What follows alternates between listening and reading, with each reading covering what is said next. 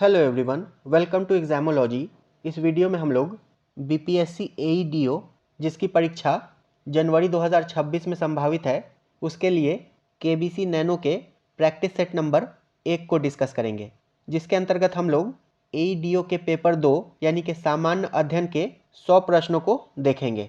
तो चलिए इस वीडियो की शुरुआत करते हैं। अगर चैनल पर पहली बार आए हैं तो प्लीज़ इसे सब्सक्राइब कर दीजिएगा, और अगर वीडियो पसंद आता है तो इसे लाइक और शेयर भी ज़रूर कर दीजिएगा। देखिए, बीपीएससी एईडीओ के अंतर्गत कुल 3 पेपर होंगे, जिसमें से फर्स्ट पेपर में सामान्य भाषा जिसके 100 प्रश्न होंगे, जिसमें से 70 प्रश्न हिंदी के और 30 प्रश्न अंग्रेजी के होंगे। ये पेपर क्वालिफाइंग नेचर का होगा, जिसके अंतर्गत केवल 30% अंक लाना है, यानी कि हिंदी में 21 अंक और अंग्रेजी में 9 अंक। इसके बाद फिर पेपर 2, इसके अंतर्गत सामान्य अध्ययन के 100 प्रश्न होंगे तथा पेपर 3 में सामान्य योग्यता यानी कि मैथ और रीजनिंग के 100 प्रश्न होंगे, और इन दोनों ही पेपर में 1/3 यानी कि 1/3 निगेटिव मार्किंग भी होगा। तो चलिए शुरू करते हैं प्रैक्टिस सेट नंबर 1 के पहले प्रश्न से। पहला प्रश्न है, प्राचीन भारत का नेपोलियन किसे कहा जाता है?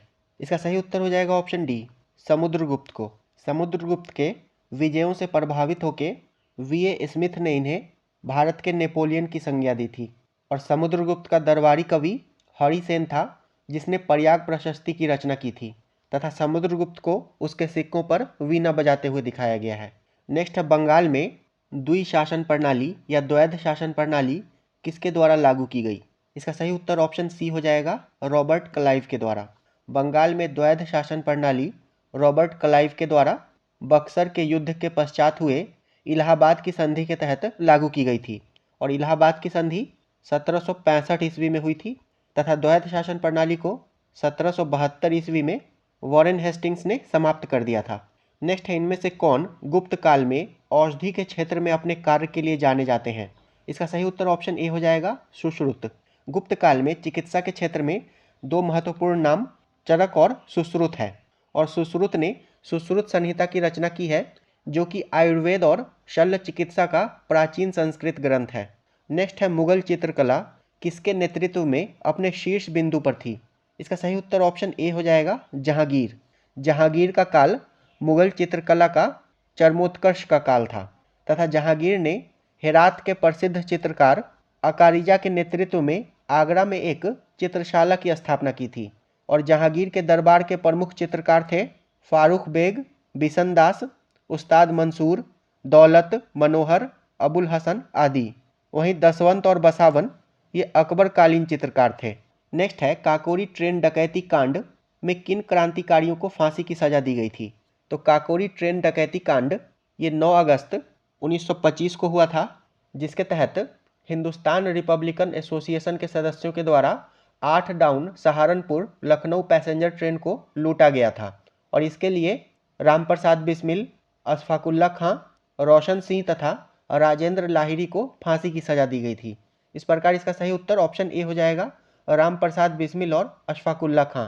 नेक्स्ट है, भारतीय राष्ट्रीय कांग्रेस की प्रथम महिला अध्यक्ष कौन थी? इसका सही उत्तर ऑप्शन बी हो जाएगा, श्रीमती एनी बेसेंट। भारतीय राष्ट्रीय कांग्रेस की प्रथम महिला अध्यक्ष एनी बेसेंट थी, तथा इन्होंने 1917 के कलकत्ता अधिवेशन की अध्यक्षता की थी, और भारतीय राष्ट्रीय कांग्रेस की प्रथम भारतीय महिला अध्यक्ष सरोजनी नायडू थी, तथा इन्होंने 1925 के कानपुर अधिवेशन की अध्यक्षता की थी। नेक्स्ट है, जहांगीर शासनकाल में निम्नलिखित में से किस चित्रकार को नादिरुल असर के खिताब से नवाजा गया? जहांगीर के शासनकाल में। इसका सही उत्तर हो जाएगा ऑप्शन डी, उस्ताद मंसूर को, और अबुल हसन को नादिरुल जमा की उपाधि से नवाजा गया था। नेक्स्ट है, निम्नलिखित नेताओं में किसने क्रांतिकारी संगठन अभिनव भारत समाज की स्थापना की? इसका सही उत्तर ऑप्शन बी हो जाएगा, विनायक दामोदर सावरकर ने। वीडी सावरकर तथा उनके भाई गणेश दामोदर सावरकर ने 1899 ईस्वी में मित्र मेला की स्थापना की थी, जिसे 1904 ईस्वी में अभिनव भारत समाज के नाम से परिवर्तित कर दिया गया था। नेक्स्ट है, किस वर्ष बाबर ने सुल्तान इब्राहिम लोदी को पानीपत की लड़ाई में पराजित किया? इसका सही उत्तर है ऑप्शन बी, 1526 ईस्वी में। बाबर ने पानीपत की प्रथम लड़ाई में 21 अप्रैल 1526 ईस्वी को इब्राहिम लोदी को पराजित किया था, तथा इसी युद्ध में बाबर ने तुलगमा युद्ध पद्धति तथा तोपखाने का प्रयोग किया था। पानीपत का दूसरा युद्ध 1556 ईस्वी में हुआ था। अकबर और हेमू के मध्य तथा तीसरा युद्ध 1761 ईस्वी में हुआ था, मराठों तथा अहमद शाह अब्दाली के मध्य। नेक्स्ट है, हर्षवर्धन के काल में भारत की यात्रा करने वाले चीनी तीर्थयात्री थे। इसका सही उत्तर है ऑप्शन बी, ह्वेनसांग। चीनी यात्री ह्वेनसांग ने हर्षवर्धन के शासनकाल में नालंदा विश्वविद्यालय में पढ़ने और बौद्ध ग्रंथ संग्रह करने के उद्देश्य से भारत की यात्रा की थी तथा ह्वेनसांग को यात्रियों का राजकुमार भी कहा जाता है। इसके अलावा इन्हें वर्तमान शाक्य मुनि कहा जाता है और ह्वेनसांग ने सी यूकी नामक ग्रंथ की रचना की है। नेक्स्ट है, पुराने लिच्छवी राज्य की राजधानी थी, तो इसकी राजधानी वैशाली थी। ऑप्शन सी इसका सही उत्तर हो जाएगा। लिच्छवी राज्य की राजधानी वैशाली थी, जो कि वर्तमान में वैशाली तथा मुजफ्फरपुर का क्षेत्र है। नेक्स्ट है, दीन इलाही किसके द्वारा प्रारंभ किया गया था? तो दीन इलाही अकबर के द्वारा प्रारंभ किया गया था। ऑप्शन बी, जिसमें सभी धर्मों के मूल तत्वों को डाला गया था तथा इसकी शुरुआत अकबर ने 1582 ईस्वी में की थी। नेक्स्ट है, आगरा के निकट फतेहपुर सिकरी नगर निर्मित हुआ था, तो ये अकबर के शासनकाल में निर्मित हुआ था। ऑप्शन सी, 1571 ईस्वी में, तथा अकबर ने इसे अपनी राजधानी बनाया था। नेक्स्ट है, स्वराज्य आंदोलन किसने प्रारंभ किया? इसका सही उत्तर है option B, Shrimati Annie Besant ने। स्वराज आंदोलन या होम रूल लीग। नेक्स्ट है, भारत पर आक्रमण करने वाला पहला मुसलमान था। इसका सही उत्तर है ऑप्शन बी, मोहम्मद बिन कासिम। अरबों ने मोहम्मद बिन कासिम के नेतृत्व में भारत पर पहला सफल आक्रमण किया था। नेक्स्ट है, निम्नलिखित में से किसने असहयोग आंदोलन को समर्थन दिया परंतु इसके परिणाम नहीं देख सके? इसका सही उत्तर है ऑप्शन ए, बाल गंगाधर तिलक, क्योंकि बाल गंगाधर तिलक की मृत्यु आंदोलन के प्रथम दिन ही यानी कि 1 अगस्त 1920 को हो गई थी। नेक्स्ट है, निम्नलिखित में से किसने बहादुर शाह के बारे में कहा था कि वह अंतिम मुगल सम्राट थे जिनके बारे में कुछ अच्छे शब्द कहे जा सकते हैं? इसका सही उत्तर है option C, sir Sidney Owen ने। प्रसिद्ध लेखक सर सिडनी ओवेन ने बहादुर शाह के बारे में ये कथन कहा है। नेक्स्ट है, किस मुगल शासक ने राजस्व संग्रहण का कार्य ठेके पर देने की नई व्यवस्था प्रारंभ की? इसका सही उत्तर है ऑप्शन डी, जहांदार शाह ने। बहादुर शाह की मृत्यु के पश्चात जहांदार शाह शासक बना था तथा इसने वित्तीय व्यवस्था में सुधार के लिए एक नया अनुबंध शुरू किया था जिसे इस्तमरारी या इजारा प्रणाली कहा जाता है और जहांदार शाह को लंपट मूर्ख के नाम से जाना जाता है। नेक्स्ट है, मेगास्थनीज की पुस्तक का नाम क्या है? इसका सही उत्तर है ऑप्शन डी, इंडिका। मेगास्थनीज एक यूनानी राजदूत था जो कि चंद्रगुप्त मौर्य के दरबार में आया था तथा इसने इंडिका में मौर्यकालीन प्रशासन, सामाजिक जीवन तथा नगर प्रशासन का वर्णन किया है। नेक्स्ट है, अनुशीलन समिति थी, तो अनुशीलन समिति एक क्रांतिकारी संगठन था। ऑप्शन डी इसका सही उत्तर हो जाएगा। नेक्स्ट है, तंजौर के राजराजेश्वर शिव मंदिर का निर्माण किसने करवाया? इसका सही उत्तर है ऑप्शन ए, राजराज प्रथम ने। तंजौर के राजराजेश्वर या बृहदेश्वर मंदिर जो कि तमिलनाडु के तंजौर में स्थित है, इसका निर्माण राजराज प्रथम ने करवाया था 11वीं सदी के आरंभ में। नेक्स्ट है, कौन सा मध्यकालीन भारतीय साम्राज्य व्यापक स्तर पर स्थानीय स्वशासन के लिए जाना जाता था? इसका सही उत्तर है ऑप्शन बी, चोल। चोल प्रशासन की प्रमुख विशेषता उसका स्थानीय स्वशासन था तथा चोल स्थानीय स्वशासन की जानकारी मुख्य रूप से उत्तर मेरूर शिलालेख से मिलती है। नेक्स्ट है, बघाट रियासत का ब्रिटिश में विलय कब हुआ था? तो लॉर्ड डलहौजी ने अपने व्यापक सिद्धांत के अंतर्गत बघाट को 1850 ईस्वी में ब्रिटिश साम्राज्य में मिला लिया था। ऑप्शन बी इसका सही उत्तर हो जाएगा। तथा अपने व्यापक सिद्धांत के तहत डलहौजी ने सबसे पहले सतारा को 1848 ईस्वी में, जैतपुर तथा संभलपुर को 1849 में, बघाट को 1850, उदयपुर को 1852, झांसी को 1853 तथा नागपुर को 1854 ईस्वी में मिला लिया था। नेक्स्ट है, संथाल परगना क्षेत्र को अति प्राचीन काल में क्या कहा जाता था? इसका सही उत्तर है ऑप्शन ए, नरीखंड। संथाल परगना क्षेत्र को अति प्राचीन काल में नरीखंड कहा जाता था तथा बौद्ध साहित्य में इस क्षेत्र को कजंगला कहा गया है, कजंगला। नेक्स्ट है, कोल विद्रोह 1831-32 का नेतृत्व किसने नहीं किया पूछ रहा है। तो कोल विद्रोह का नेतृत्व बुद्धो भगत, सुरगा राय, सीगराम आदि ने किया था। इसका नेतृत्व जतरा भगत ने नहीं किया था। ऑप्शन डी इसका सही उत्तर हो जाएगा। और जतरा भगत ये उरांव विद्रोह से संबंधित है। नेक्स्ट है, किस सुल्तान के बारे में कहा जाता है कि उसने भूमि कर को उत्पादन के 50% तक कर दिया था। इसका सही उत्तर है ऑप्शन बी, अलाउद्दीन खिलजी। अलाउद्दीन खिलजी ने भू राजस्व पैदावार का आधा भाग कर दिया था तथा अलाउद्दीन पहला सुल्तान था जिसने भूमि की पैमाइश कराकर लगान वसूलना आरंभ किया था तथा अलाउद्दीन खिलजी का शासनकाल 1296 से 1316 का था। नेक्स्ट है, निम्न राज्यों में से कौन सा राज्य भारत में सर्वाधिक सौर ऊर्जा का उत्पादक है। इसका सही उत्तर हो जाएगा ऑप्शन डी, राजस्थान। नेक्स्ट है, कन्याकुमारी से सटी पहाड़ियां हैं, तो कन्याकुमारी से सटी हुई पहाड़ियां कार्डेमम पहाड़ियां हैं या इलायची पहाड़ियां हैं। ऑप्शन सी इसका सही उत्तर हो जाएगा। नेक्स्ट है, निम्नलिखित में से जनजाति और राज्य की कौन सी जोड़ी सही नहीं है। भील गुजरात, ये सही है। गद्दी हिमाचल प्रदेश, ये भी सही है। कोटा तमिलनाडु, ये भी सही है। टोडा केरल, तो ये गलत है। टोडा जनजाति तमिलनाडु के नीलगिरी पहाड़ियों में निवास करती है। इस प्रकार इसका सही उत्तर ऑप्शन डी हो जाएगा। देखिए, अगर वीडियो पसंद आ रहा है तो इसे लाइक ज़रूर कर दीजिएगा और चैनल पर पहली बार आए हैं तो इसे सब्सक्राइब भी कर लें और साथ ही बेल आइकन को भी दबा लें ताकि हमारे द्वारा डाले गए वीडियो का नोटिफिकेशन सबसे पहले आपको मिल सके। नेक्स्ट है, मुरलेन राष्ट्रीय पार्क भारत के किस राज्य में स्थित है। तो ये भारत के मिजोरम राज्य में स्थित है। ऑप्शन बी, मुरलेन राष्ट्रीय उद्यान भारत के मिजोरम राज्य में है। नेक्स्ट है, भारत के किस राज्य में हॉर्नबिल फेस्टिवल का आयोजन किया जाता है। तो ये नागालैंड में किया जाता है। ऑप्शन ए, प्रत्येक वर्ष 1 से 10 दिसंबर के बीच नागालैंड में हॉर्नबिल फेस्टिवल का आयोजन किया जाता है तथा इस महोत्सव का नाम हॉर्नबिल पक्षी के नाम पर रखा गया है। नेक्स्ट है, इनमें से किस राज्य से होकर कर्क रेखा नहीं गुजरती है। नहीं गुजरती है पूछ रहा है। तो कर्क रेखा ये भारत के 8 राज्यों से होकर गुजरती है। राजस्थान, गुजरात, मध्य प्रदेश, छत्तीसगढ़, झारखंड, वेस्ट बंगाल, त्रिपुरा और मिजोरम। ये ओडिशा से होकर नहीं गुजरती है। ऑप्शन डी इसका सही उत्तर हो जाएगा। और 23.5 डिग्री उत्तरी अक्षांश को कर्क रेखा कहते हैं और 23.5 डिग्री दक्षिणी अक्षांश को मकर रेखा कहा जाता है। नेक्स्ट है, भारत की सर्वाधिक वर्षा मुख्यतः प्राप्त होती है। तो भारत की सर्वाधिक वर्षा मुख्यतः दक्षिण पश्चिम मानसून से प्राप्त होती है। ऑप्शन सी इसका सही उत्तर हो जाएगा। नेक्स्ट है, भारत में सर्वोच्च पर्वत शिखर है। तो भारत में सर्वोच्च पर्वत शिखर गॉडविन ऑस्टिन है, जिसे केटू के नाम से भी जाना जाता है, जो कि काराकोरम श्रेणी के अंतर्गत आता है और वर्तमान में ये पीओके में स्थित है तथा इसकी ऊंचाई 8,611 मीटर है। नेक्स्ट है, राजस्थान मरुस्थल अथवा थार मरुस्थल निम्नलिखित में से किसका विस्तार है। तो ये प्लीस्टोसीन एवं अभिनव जमाव का विस्तार है। नेक्स्ट है, निम्नलिखित में से कौन सा एक भारत का प्राकृतिक बंदरगाह नहीं है। इसका सही उत्तर ऑप्शन बी हो जाएगा, चेन्नई।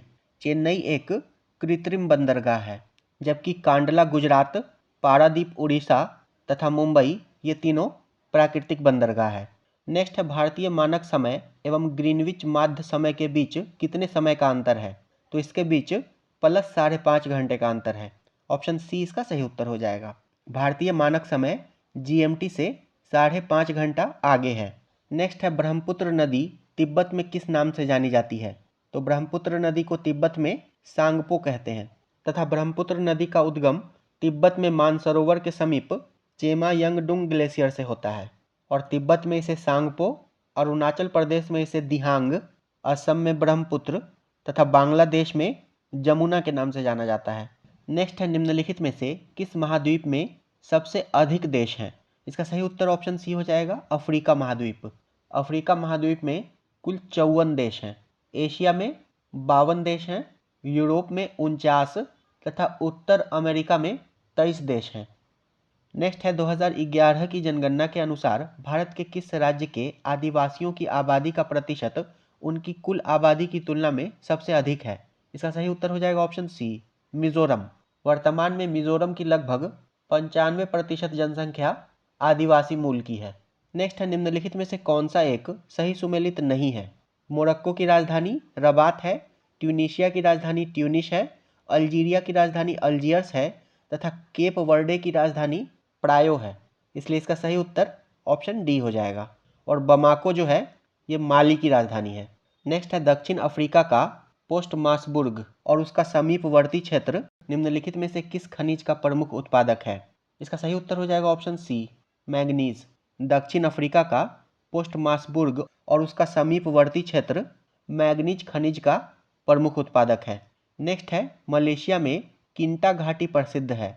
तो किंटा घाटी टिन उत्पादन के लिए प्रसिद्ध है। ऑप्शन सी इसका सही उत्तर हो जाएगा। मलेशिया में किंटा घाटी टिन उत्पादन के लिए प्रसिद्ध है। नेक्स्ट है, निम्नलिखित जनजातियों में से कौन सा भारत के अंडमान और निकोबार द्वीप समूह की मूल निवासी नहीं है? इसका सही उत्तर हो जाएगा ऑप्शन बी, रेंगमा। रेंगमा एक नागा जनजाति है जो कि नागालैंड और असम में पाई जाती है। नेक्स्ट है, निम्नलिखित में से कौन सी एक नदी हिमालय पार यानी कि ट्रांस हिमालय नदी है? इसका सही उत्तर हो जाएगा ऑप्शन बी, सतलज। दिए गए विकल्पों में सतलज नदी ये ट्रांस हिमालय नदी है और सतलज नदी का उद्गम तिब्बत में मानसरोवर झील के निकट स्थित राकसताल या राक्षसताल झील से होता है और ये हिमालय की श्रेणी को काटकर गहरे गॉर्ज का निर्माण करती है। नेक्स्ट है, एजेंडा 21 में कितने समझौते हैं? तो एजेंडा 21 ये संयुक्त राष्ट्र संघ का कार्यक्रम है जो संधारणीय विकास की अवधारणा पर आधारित है और ये 1992 में रियो डी जेनेरियो में पर्यावरण एवं विकास पर हुए सम्मेलन के बाद अस्तित्व में आया था और इसमें 4 समझौते हैं, ऑप्शन ए, तथा ये 40 अध्यायों का दस्तावेज है जिसमें कुल 300 पेज है। नेक्स्ट है, स्वेज नहर के बन जाने के पश्चात भारत और यूरोप के मध्य की सामुद्रिक दूरी में कितनी कमी आई है? इसका सही उत्तर हो जाएगा ऑप्शन बी, 7000 किलोमीटर की। स्वेज नहर के बनने से पहले यूरोपवासियों को अफ्रीका के पश्चिमी तट होते हुए केप ऑफ गुड होप मार्ग के द्वारा भारत आना पड़ता था। नेक्स्ट है, निम्नलिखित में से किस वर्ष में राष्ट्रीय भूमि अभिलेख आधुनिकीकरण कार्यक्रम प्रारंभ किया गया था? इसका सही उत्तर है ऑप्शन ए, वर्ष 2008 में और वर्तमान में इस कार्यक्रम को डिजिटल इंडिया कार्यक्रम से जोड़ दिया गया है। नेक्स्ट है, भूकंप की तीव्रता का मापन किस मशीन के द्वारा किया जाता है? इसका सही उत्तर है ऑप्शन ए, सिस्मोग्राफ। नेक्स्ट है, वायु में ऑक्सीजन का प्रतिशत है। तो वायु में ऑक्सीजन का प्रतिशत 21% है, ऑप्शन ए, और इसमें लगभग 78% नाइट्रोजन होता है, 0.93% आर्गन तथा 0.04% कार्बन डाइऑक्साइड होता है। नेक्स्ट है, निम्नलिखित में से भारत में कौन सा स्थान जैव विविधता हॉटस्पॉट है? इसका सही उत्तर हो जाएगा ऑप्शन बी, पश्चिमी घाट। भारत में 4 जैव विविधता वाले हॉटस्पॉट हैं, हिमालय, पश्चिमी घाट, भारत बर्मा क्षेत्र और सुंडालैंड। नेक्स्ट है, किस वर्ष तक के लिए लोकसभा के निर्वाचन क्षेत्र के परिसीमन की प्रक्रिया को स्थगित कर दिया गया है? तो इसे वर्ष 2026 तक के लिए स्थगित कर दिया गया है, ऑप्शन ए इसका सही उत्तर हो जाएगा। भारतीय संविधान के 84वें संशोधन के अनुसार वर्ष 2026 तक के लिए लोकसभा के निर्वाचन क्षेत्र के परिसीमन की प्रक्रिया को स्थगित कर दिया गया है और तब तक 1971 की जनगणना के आधार पर लोकसभा का परिसीमन किया गया है। नेक्स्ट है, राज्यसभा के सेवानिवृत्त होने वाले सदस्यों के संबंध में निम्नलिखित में से कौन सा कथन सत्य है? इसका सही उत्तर है ऑप्शन बी, वे मात्र 2 ही बार पुनः मनोनीत हो सकते हैं। भारतीय संविधान के अनुच्छेद 80 में राज्यसभा के गठन का प्रावधान किया गया है तथा राज्यसभा के सदस्यों की अधिकतम संख्या 250 हो सकती है, जिसमें से वर्तमान में ये 245 है और इसमें से 12 सदस्यों को राष्ट्रपति के द्वारा मनोनीत किया जाता है जो कि साहित्य, विज्ञान, कला और समाज सेवा से संबंधित होते हैं तथा इनका 2 बार पुनः मनोनयन हो सकता है। नेक्स्ट, भारतीय संविधान को संविधान सभा के द्वारा अंगीकृत किया गया था। तो 26 नवंबर 1949 को अंगीकृत किया गया था, ऑप्शन ए इसका सही उत्तर हो जाएगा। और भारतीय संविधान को 26 जनवरी 1950 को पूरी तरह से लागू कर दिया गया था। नेक्स्ट, भारत में विधि निर्मात्री सर्वोच्च निकाय है। तो भारतीय संसद है, ऑप्शन ए।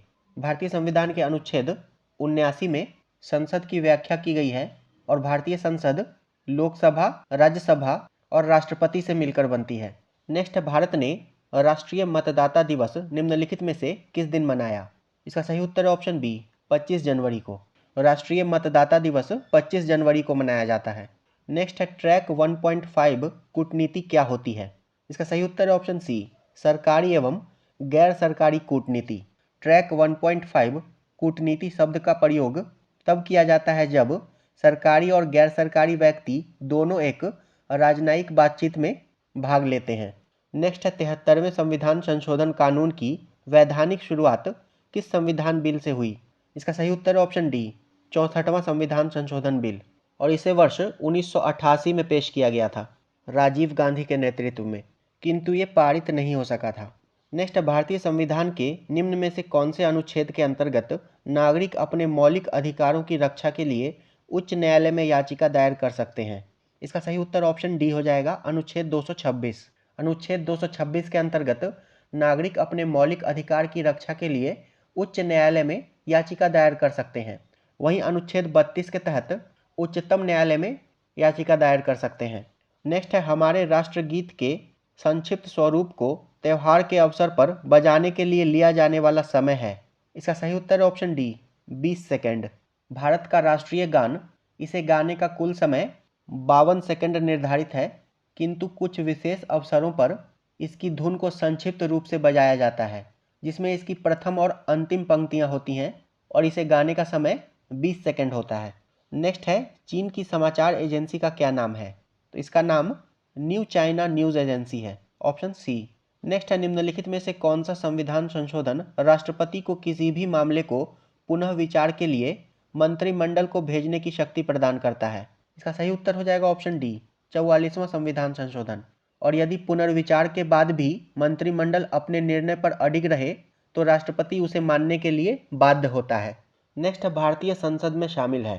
तो भारतीय संसद में लोकसभा, राज्यसभा और राष्ट्रपति, ये तीनों शामिल है, और इसकी व्याख्या अनुच्छेद 79 में की गई है। ऑप्शन डी इसका सही उत्तर हो जाएगा। नेक्स्ट है, संसद में शून्य काल का समय है। तो संसद में शून्य काल का समय दोपहर 12 बजे से अपराह्न 1 बजे तक होता है, और शून्य काल के दौरान बिना किसी पूर्व सूचना के तत्काल सार्वजनिक महत्व के मुद्दे उठाए जा सकते हैं। नेक्स्ट है, इंटेंसिफाइड यानी कि तीव्र मिशन इंद्रधनुष का संबंध निम्नलिखित में से किस क्षेत्र से है? इसका सही उत्तर है ऑप्शन डी, टीकाकरण से। इंटेंसिफाइड मिशन इंद्रधनुष का संबंध टीकाकरण से है, और इसे पूरे भारत में 2 सितंबर 2019 को शुरू किया गया था। नेक्स्ट है, सेंसेक्स बॉम्बे स्टॉक एक्सचेंज यानी कि बीएसई का प्रचलित सूचकांक है। बीएसई में सूचीबद्ध कितनी ब्लू चिप कंपनियों से इसका मापन होता है? इसका सही उत्तर है ऑप्शन बी, 30। नेक्स्ट है, भारत में थोक मूल्य सूचकांक यानी कि WPI के आंकड़े निम्नलिखित में से कौन सा संस्थापन या कार्यालय जारी करता है? इसका सही उत्तर है ऑप्शन बी, वाणिज्य एवं उद्योग मंत्रालय। नेक्स्ट है, निम्नलिखित में से कौन लॉरेंज वक्र द्वारा मापा जाता है? तो लॉरेंज वक्र के द्वारा आय की विषमता को मापा जाता है।